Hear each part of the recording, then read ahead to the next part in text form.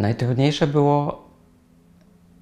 przełamanie się i jak gdyby wyobrażenie sobie, że mogę pracować w tym obszarze, że my jako Art Transparent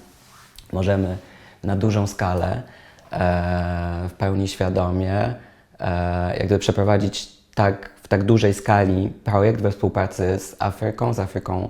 Południowo-Wschodnią, że to może być po pierwsze interesujące, ale nie chodzi tylko o to, żeby było interesujące, ale też w jakiejś mierze otwierające i nowe. I to chyba było najciekawsze, że bardzo szybko w tym projekcie okazało się, że totalnie tak może być, że tak jest, że już w pierwszym etapie, na etapie Open Calla dla osób artystycznych z Europy Środkowo-Wschodniej okazało się, że cała masa bardzo interesujących opowieści, narracji i tematów tutaj jest, tylko z różnych powodów, upływu czasu, zmiany politycznej, społecznej, gospodarczej. Przez pewien okres te narracje były w jakiejś mierze utracone, te opowieści zniknęły z naszego pola widzenia, a teraz dzięki takiemu projektowi mogą ponownie zaistnieć, mogą zostać ponownie opowiedziane, ale mogą też zostać opowiedziane z nowej, współczesnej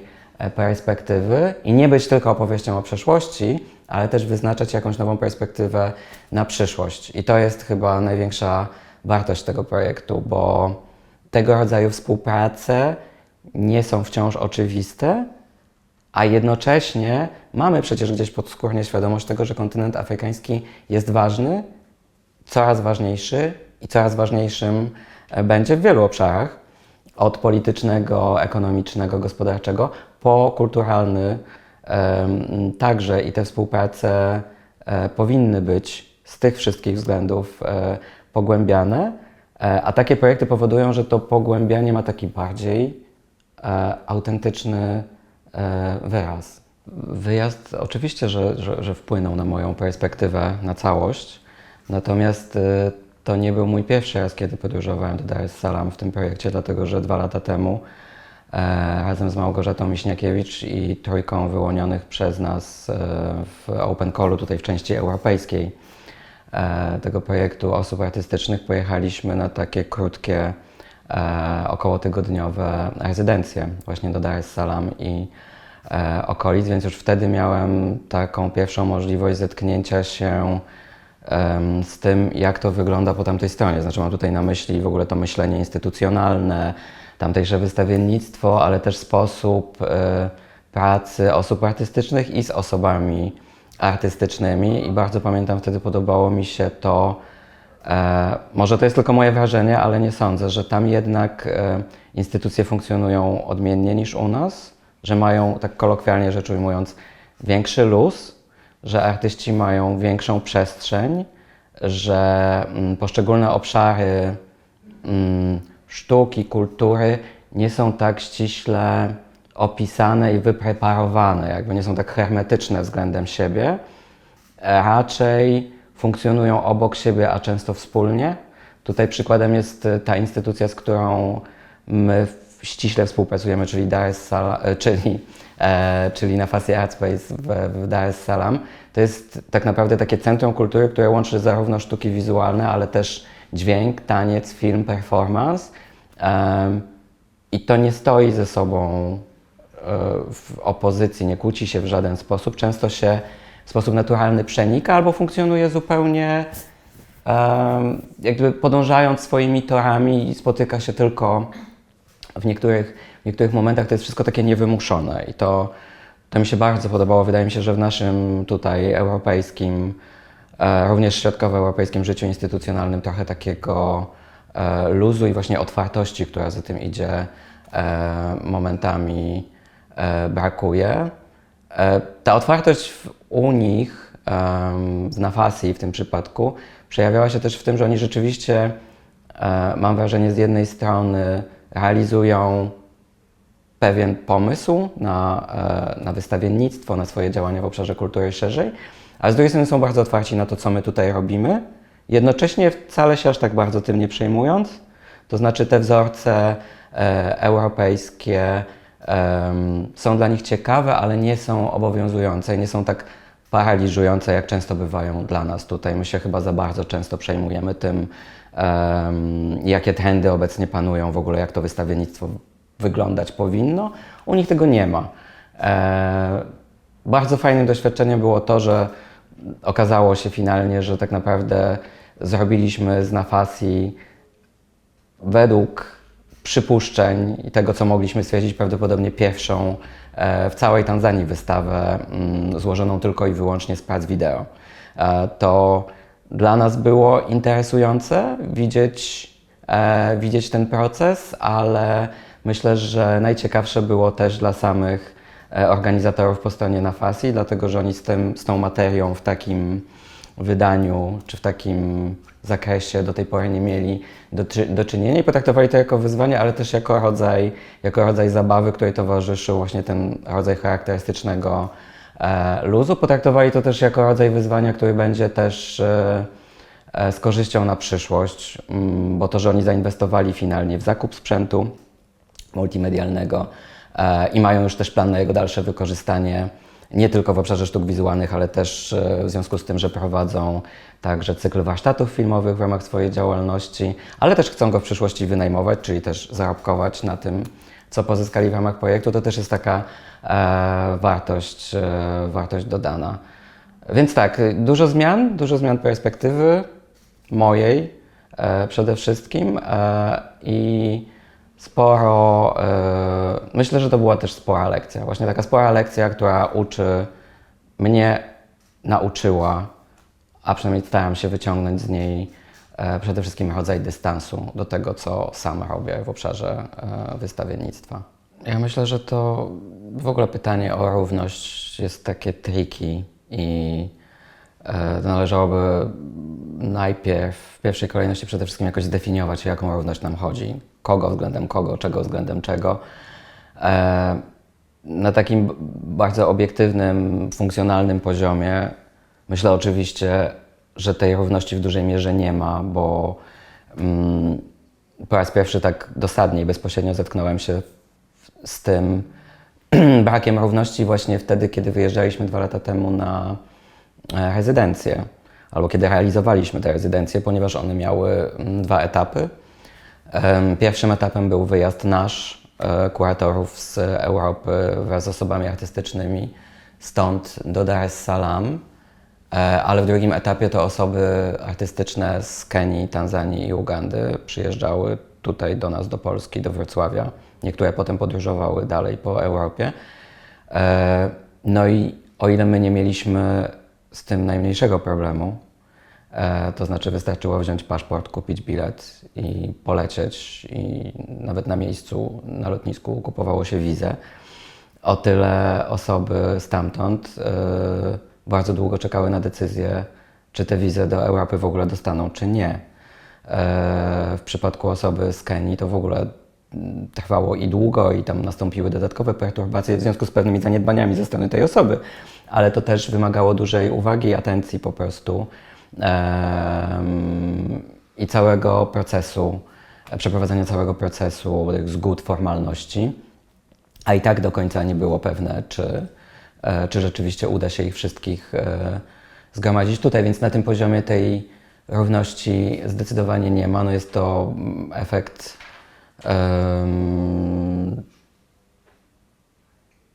w tym sensie jakby rzeczywiście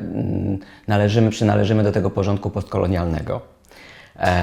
Ale już na innych poziomach, jeżeli chodzi o produkcję, pracę kuratorską, pracę z artystami czy pracę samych osób artystycznych, ja tutaj nie widzę żadnych nierówności. To znaczy sądzę, że te praktyki realizują się zarówno niezależnie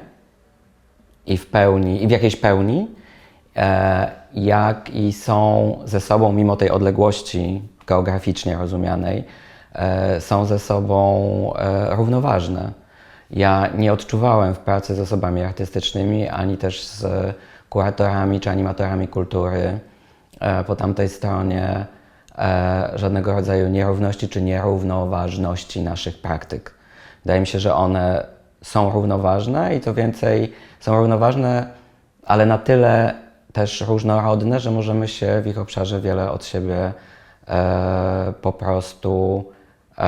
nauczyć Dla mnie nauką, tak jak już powiedziałem, przede wszystkim to była ta lekcja dystansu, ale też uświadomienie sobie, znaczy to nie jest tak, że tego wcześniej nie wiedziałem, ale będąc tam i doświadczając tego, co tam się dzieje, przede wszystkim wystawienniczo, uświadomiłem sobie po raz kolejny z większą mocą, że te praktyki w obszarze tego, czym się zajmuję, w kuratorowaniu, w wystawiennictwie, mogą być bardzo różne, bardzo różnie rozumiane, ale one nie podlegają żadnej gradacji. I to jest bardzo fajne w tego rodzaju współpracach. No w jakiejś mierze się zmieniło, chociaż nie aż tak bardzo, dlatego że z tym tematem krajów afrykańskich, tamtego szkolnictwa artystycznego, wystawiennictwa, kultury szerzej rozumianej. Już do pewnego stopnia pracowałem, czy pracowaliśmy w Art Transparent, tak w zasadzie od 2017 roku, od 2016 roku, od czasu, kiedy zajmowaliśmy się projektem Książki dla Gwinei i potem wystawą profesora Elona Podsiadłego Bel Air, która w dużej mierze dotyczyła jego 5-letniego pobytu w Conakry w Gwinei, podczas którego pracował tam, po prostu nauczał właśnie w powstającej wtedy szkole artystycznej w Conakry. Więc jak gdyby te konteksty były mi znane. Były mi też znane konteksty dotyczące współprac pomiędzy krajami socjalistycznymi Europy Środkowej i Wschodniej i krajami, komunistycznymi krajami Afryki tamtego okresu, ale ten obraz był dość ogólnikowy. Natomiast ten projekt pozwolił mi się jakoś tak bardziej szczegółowo zorientować. Po pierwsze przez pryzmat konkretnych realizacji artystycznych, które wytworzyliśmy w ramach Deconfining, które dotykały tej tematyki, tych często nieoczywistych i czasem absurdalnych właśnie współprac wyznaczanych przez ówczesne socjalistyczne, komunistyczne rządy, które nie zawsze miały takie realne przełożenie na ówczesne zapotrzebowanie społeczne. To często były jakieś takie konstrukty, fantazmaty, ale z drugiej strony też jakoś jeszcze głębiej i chyba tak naprawdę dotarło do mnie to, że my z naszej perspektywy Europy Środkowo-Wschodniej powinniśmy z krajami Afryki rozmawiać właśnie zupełnie poza tym kontekstem postkolonialnym, a raczej w tej relacji perspektywy peryferia. Bo i jedni i drudzy tym de facto jesteśmy, tym przez stulecia byliśmy i to nie jest nic gorszego, wręcz przeciwnie, to jest pole do nieoczywistych, do odkrywania i prowadzenia nieoczywistych z tej właśnie okcydentalnej perspektywy narracji, które teraz, jeżeli już mielibyśmy przechodzić w sferę takich bardziej właśnie trendów wystawienniczych i tak dalej, właśnie znajdują coraz szersze miejsce w tym, co w Europie i szerzej jakoś chcemy opowiadać w projektach kuratorskich, w projektach artystycznych i to jest po prostu warte pogłębienia. I tutaj wrócę do początku mojej wypowiedzi, bo chyba pierwszy raz sobie to uświadomiłem, ale jeszcze nie z taką mocą, właśnie znowu na etapie wyników tego pierwszego Open Calla dla osób artystycznych tutaj z Europy Środkowo-Wschodniej, bo tam było bardzo wiele, to zaskakująco wiele projektów, które zahaczały o te perspektywy, o te spotkania, które miały miejsce gdzieś w latach 60., 70., które gdzieś pozostają w opowieściach rodzinnych, a które gdzieś z naszej dzisiejszej perspektywy już unijnej, tej zorientowanej bardziej na zachód, gdzieś zanikły, w ogóle straciliśmy ich ogląd, one przestały być dla nas oczywiste, a przez dziesięciolecia oczywistymi były. I teraz następuje taki, mam wrażenie, swoisty, jeszcze nie jakąś wielką falą, ale jednak odwrót w tym kierunku. Te narracje powracają, stają się coraz bardziej interesujące. No i dzięki temu projektowi my możemy nawet nie tyle w tym uczestniczyć, co w dużej mierze wyznaczać jakiś trend w tym obszarze. To ja znowu wrócę do tego Open Calla, ale dlatego, że ja do tej pory, no bo dla mnie ten realny sens w dużej mierze polega na tym, albo dotyczy jednak tej działalności kuratorskiej i artystycznej. I ja do tej pory mam w głowie wiele projektów, które napłynęły w Open Callu, a których nie mogliśmy zrealizować i do tej pory ich nie zrealizowaliśmy, no bo projekt ma swoje ograniczenia, czy to budżetowe, czy czasowe. Była określona ilość osób artystycznych, które mogliśmy wyłonić z Open Calla, ale te projekty są niesamowicie interesujące, niesamowicie autentyczne, niesamowicie osadzone w tych kontekstach, a wynikające już z już prowadzonej praktyki artystycznej przez tych artystów, czy z ich albo ich rodzin historii. I to jest już dla mnie jakaś taka super sama w sobie wartość, że jeszcze bez takiego dużego wkładu organizacyjnego z naszej strony, już na etapie po prostu wyrażenia samego tematu projektu okazało się, że on rezonuje, że po prostu bardzo takie sensowne, konkretne, skupione projekty napływają i one dotyczą jakichś opowieści do tej pory nieopowiedzianych szerzej. Dlatego też uważam, że warto w ogóle wracać do tego, co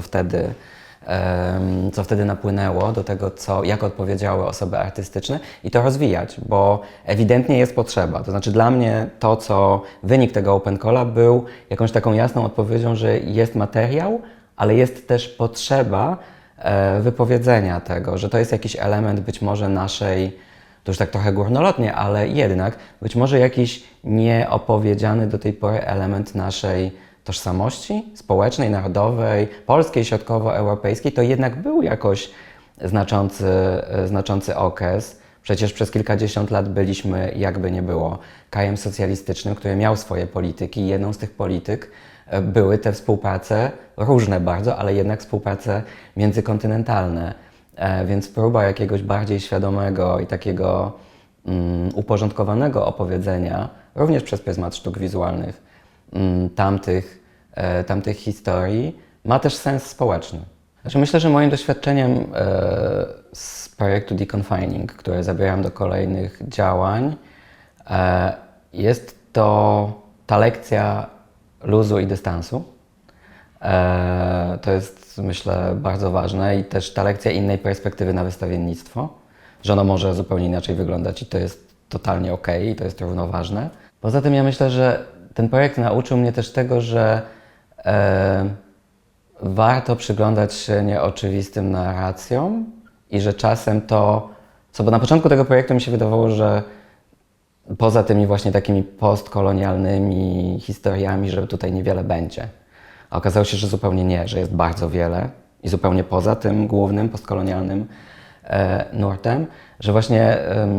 że chyba czasem warto zawierzać bardziej tym nieoczywistym narracjom i tym nieoczywistym połączeniom, że samo właśnie, tak jak powiedziałem, wyartykułowanie czy ogłoszenie takiego tematu może powodować zaskakującą odpowiedź, czy to ze strony osób artystycznych, czy to ze strony kuratorów, teoretyków, bo przecież ten projekt jest szerszy, to nie tylko wystawa, to nie tylko konkretne prace artystyczne, ale też chociażby antologia i szereg innych działań. Więc tak, ta wiara w mniej oczywiste, w mniej takie utarte narracje to jest chyba jedna z tych najważniejszych rzeczy, które wezmę z tego projektu. Nie chcę używać jakichś takich utartych sformułowań, ale na pewno było przygodą. Na pewno było jakąś zmianą paradygmatu w obszarze wystawiennictwa, to co powiedziałem. I było chyba takim doświadczeniem